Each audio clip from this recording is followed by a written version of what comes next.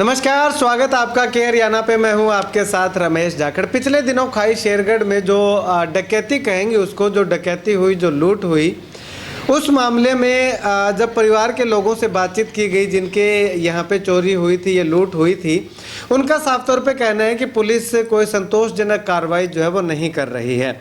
ऐसे में गांव के लोगों ने इकट्ठा हो करके एसपी साहब के पास जाने का प्लान बनाया।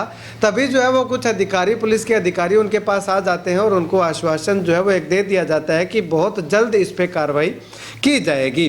हालांकि गांव के लोग, जो परिवार के लोग हैं जिनके साथ ये घटना घटित हुई है, उन्होंने अपने स्तर पे जो है वो छानबीन की है, जांच पड़ताल की है और 2-3 जगहों से उन्हें ऐसे सुराग भी मिले हैं। वो क्या सुराग मिले हैं वो अभी उसका जिक्र नहीं किया जा सकता क्योंकि जांच का विषय है। तो सुराग मिले हैं, उस सुराग के अनुसार जो है उन्होंने वो सुराग पुलिस को दे दिए हैं और खुद भी जो है वो जांच पड़ताल करने में जुटे हुए हैं, कहीं ना कहीं पुलिस का सहयोग करने में जुटे हुए हैं। लेकिन परिवार के लोगों का साफ तौर पे कहना है कि पुलिस जो है वो पहले तो कुछ 1-2 दिन तक तो जो है वो कार्रवाई की, लेकिन उसके बाद में किसान आंदोलन के चलते पुलिस जो है वो उस तरफ व्यस्त हो गई है। लेकिन पुलिस इस मामले में अभी कोई कार्रवाई नहीं कर रही है। खैर, 1 या 2 दिन बाद जो है वो 1 या 2 दिन का समय और दिया गया है पुलिस को, और उसके बाद जो है वो पूरे गांव की पंचायत, पूरे गांव के साथ साथ आसपास के गांव के और आसपास ढानियों में रहने वाले लोग जो है वो इकट्ठा होकर के एसपी साहब से मिलने के लिए जाएंगे और इस पे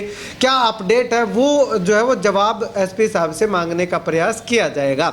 इस बारे में जब हमने एसएचओ साहब से बातचीत की तो एसएचओ साहब का साफ तौर पे कहना है कि बहुत नज़दीक इस केस के जो है वो लगे हुए हैं, जांच पड़ताल लगातार जारी है, छानबीन लगातार जारी है।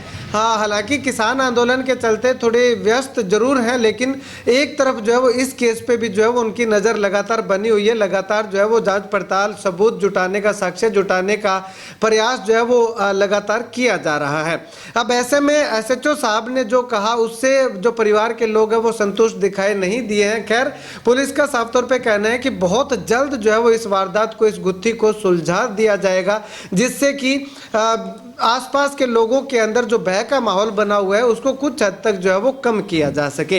ये तो हुई खाई शेरगढ़ के मामले की अपडेट की बात। और उसके बाद एक खारिया से जो है वो हमारे सामने एक वीडियो आया है, सीसीटीवी फुटेज आया है। हालांकि ये मामला जो है वो पुराना है, 15 नवंबर 18 नवंबर के आसपास का है, लेकिन इस वीडियो को आप देखिएगा। इस वीडियो को देखने के बाद यूँ लग ही नहीं रहा कि ये यहाँ से, इस घर से जो है वो चोरी कर रहे हैं। यूँ लग रहा है कि ये इनका खुद का एक घर है और वहाँ से ये जो बैग, गट्टे, जिनको कट्टे बोला जाता है, वो जो है वो ग्वार बताया जा रहा है कि ग्वार के बैग भर के रखे हुए थे, वो उठा करके लेके जा रहे हैं।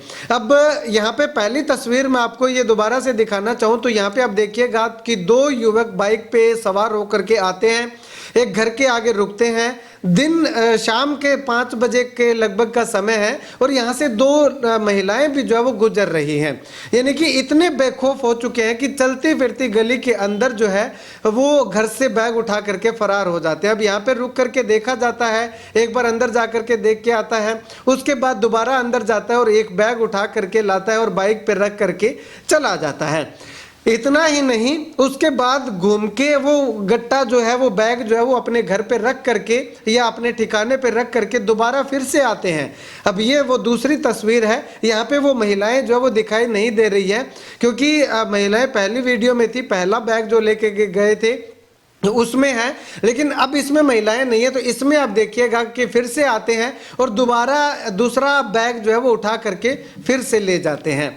तो कुल मिलाकर के यूँ कहें कि चोरों के हौसले या लुटेरों के हौसले कितने बुलंद है वो इस वीडियो को देख करके हम आसानी से अंदाज़ा लगा सकते हैं। हालांकि इस वारदात का भी अभी तक कोई पता नहीं चल पाया है कि आखिर चोरी करने वाले कौन थे, कौन नहीं थे, कहां से आए थे, कहां लेकर के गए हैं।